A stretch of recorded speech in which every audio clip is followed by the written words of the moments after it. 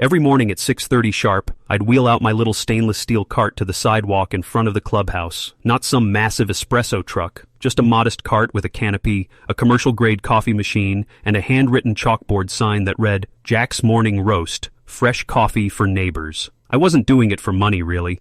It was just my little retirement ritual. After 25 years in logistics and a brutal divorce that left me half a house and a lot of quiet mornings, making coffee and chatting with neighbors gave me purpose. I'd sling cappuccinos and lattes for $5 apiece, wave at the dog walkers, chat with new parents. Heck, even the HOA president Carol Sims used to swing by for a caramel mocha once a week. That is, until Carol decided to turn tyrant. It started one Monday morning when I saw her walking up, clipboard in hand, her little yappy dog Biscuit prancing behind her like a furry satellite. She didn't even greet me, just stood there with pursed lips and said, "Jack, we need to talk.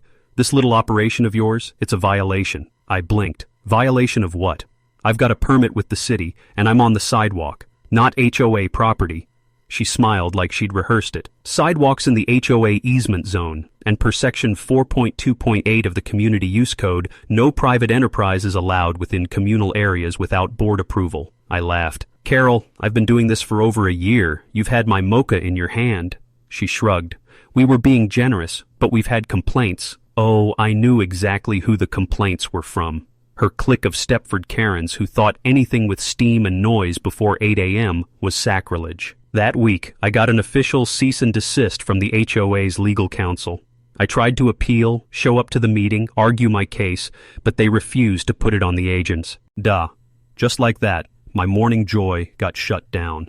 The cart went back into my garage, and I was left sipping cold drip alone on my patio like a ghost in my own neighborhood.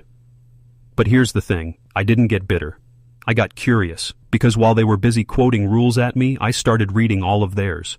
I dug into the HOA charter, pulled zoning maps, and even called the city clerk for copies of lease records. That's when I hit the jackpot. You see, the clubhouse, that pristine white building with the faux colonial pillars and beige meeting room chairs, it wasn't actually owned by the HOA. Nope. It sat on land leased from the original developer who never fully transferred it to the association. Apparently, the HOA had been renewing the lease on autopilot every 5 years through a shell company. I tracked the leaseholder down. It was a retired real estate broker named Marvin Davis, living 2 towns over. I gave him a call, introduced myself, and asked if he'd ever consider selling. "Funny you ask," he said. "I was just about to list it. You interested?" I drove to meet him the same day. Marvin didn't care who used the clubhouse as long as he got his check. Within a week, I had the entire lease in my name, legally and clean. The HOA had no idea, because the renewal wasn't due for another 2 months. Then came the fun part. I started taking tours of the clubhouse with different prospective tenants. I made sure to do it loudly and visibly. Walkthroughs with a yoga studio, a dog training group, even a drum circle club just to mess with Carol. She was fuming, demanding to know what was going on. I told her politely to check the lease records. It took her 3 days. When she finally showed up at my door, she didn't knock, she pounded. Her hair was frizzed, face flushed, dog barking like a siren in her arms. "You bought the lease?" "Yep," I said, sipping my homemade cold brew. "Marvin was a lovely guy, told me you never sent a holiday card." She stared at me like I'd told her I'd purchased her kitchen. "You can't just take our clubhouse." "I didn't. I bought the lease fair and square. Technically, I'm your new landlord." She started sputtering legal nonsense, talk of eminent domain and breach of trust, none of it grounded. I let her vent. Then I gave her the news.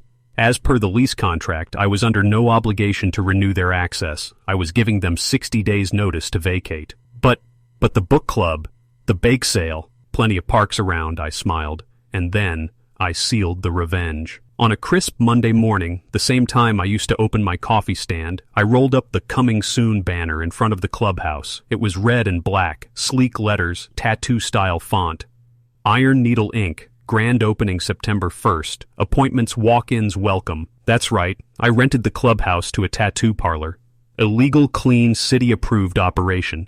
The owner, a local veteran named Nate, ran a top-tier shop and had been looking for an affordable suburban space to expand. The HOA had no control. Nate passed all the city requirements. Zoning was commercial, and ironically, the same rule Carol had used to shut me down, prohibiting non-approved businesses on HOA property, didn't apply anymore, because it wasn't HOA property anymore.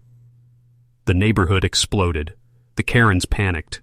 Carol called an emergency board meeting and tried to rally the troops, but without the clubhouse, they had to rent folding chairs and meet in someone's driveway. Meanwhile, Nate started moving in. His crew gave the place a makeover: sleek floors, bold art on the walls, even a cozy espresso machine near the front desk. On the house, for customers. Guess who supplied the beans? Yeah, me. Jack's morning roast was back, just not where they expected it. The opening of Iron Needle Inc. felt like the neighborhood's tectonic plates had shifted. For the first time in years, things weren't going according to the HOA's master plan, and Carol Sims, our tyrannical president, was unraveling. I didn't go out of my way to gloat. I mean, sure, I was a little smug when the HOA newsletter came out with a shaky paragraph about unforeseen transitions in facility access, but I didn't throw a party or wave a banner on my lawn. I didn't need to. The universe was doing it for me. Because here's what they didn't expect. The tattoo parlor, it thrived. Turns out, a lot more people in the neighborhood were into body art than Carol thought. Young couples, college kids visiting their parents, even old Mr. Lansing from Lot 12 got a discreet eagle tattoo on his shoulder.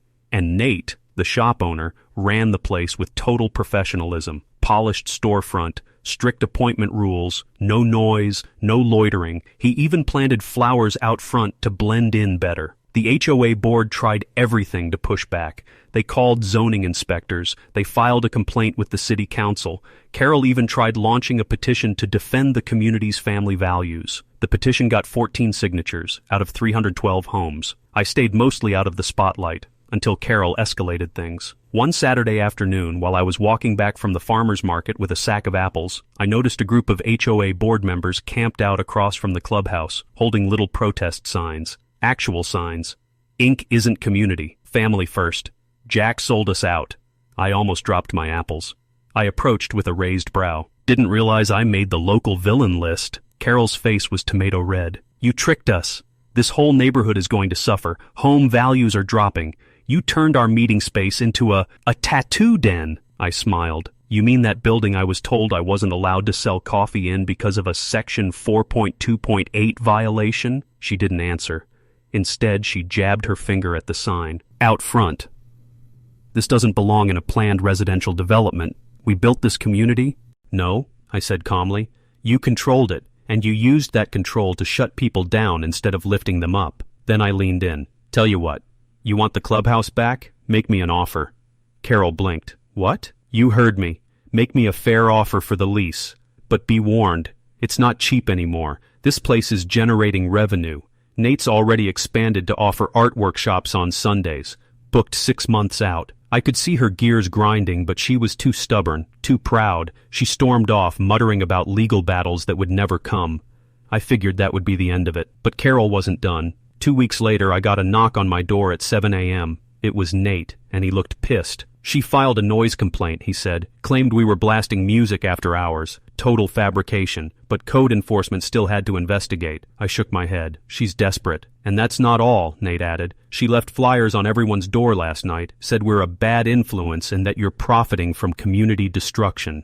There's a fake photo in it showing a tattoo needle next to a beer can. It's not even from our shop. That did it. I'd been patient. I'd kept things clean. But now she was spreading lies about both of us. Defamation, smear tactics. It was time to go one level deeper, so I filed a public records request. See, every HOA in our state has to submit annual financial reports to the county, and as the new leaseholder of a key property, I had every right to request their meeting minutes, spending summaries, and, most importantly, the board's personal conflict of interest disclosures. What I found was gold. Carol's husband, Richard, owns a small property management company. Turns out the HOA had quietly been hiring his company for maintenance tasks, everything from landscaping quotes to security camera installs, and then he was charging inflated rates.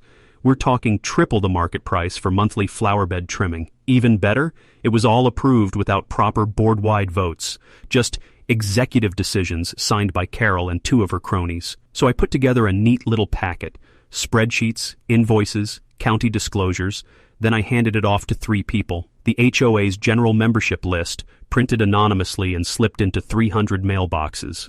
A local neighborhood blog that loved drama. And Nate, who gave it to his cousin, a local real estate attorney who specialized in HOA fraud cases. What followed was like dropping a match into a puddle of gasoline. At the next open board meeting, held hilariously in a church basement due to their lack of Clubhouse, the place was packed. Residents were furious. People brought highlighted copies of the flyer. Some brought pitchforks. Okay, not literal ones, but the rage was real. Carol tried to deny it all, but it didn't matter.